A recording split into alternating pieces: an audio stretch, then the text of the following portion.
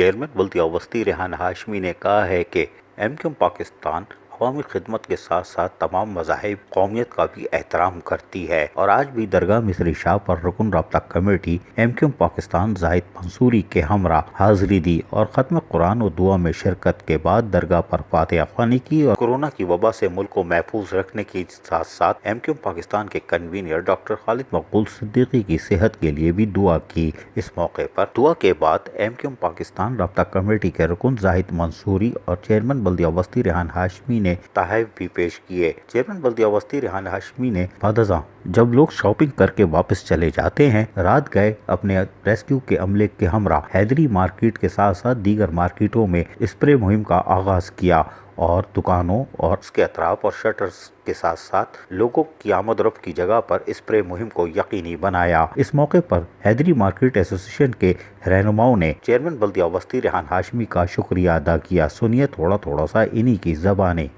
وسیم خان بھائی کا میں بہت شکر گزار ہوں، خاص طور پر ریحان ہاشمی بھائی کا شکر گزار ہوں، ان کی طرف سے یہ بھیجے گئے یہاں پر حیدری مارکیٹ کر رہی ہے اور وہ اپنا کام سر انجام دے رہی ہے۔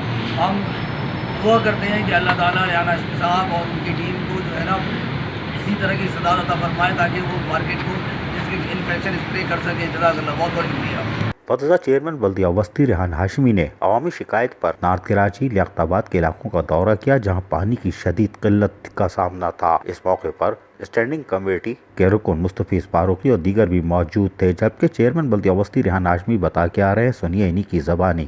ابھی میں ایل بلاک میں موجود ہوں جہاں پر مستفیض بھائی کے ساتھ مختلف جگہوں کا وزٹ کیا۔ پانی کا شارٹیج ہے، کافی مسائل کا شکار ہو رہا ہے معاملہ، نہ صرف نارتھ ناظم آباد بلکہ مختلف جگہوں پر لیاقت آباد میں بالخصوص 7D کے علاقے میں، نارتھ کراچی کی طرف اور دیگر جگہوں پہ بھی پانی کی شارٹیج ہو رہی ہے، کنٹیمنیشن ہو رہا ہے۔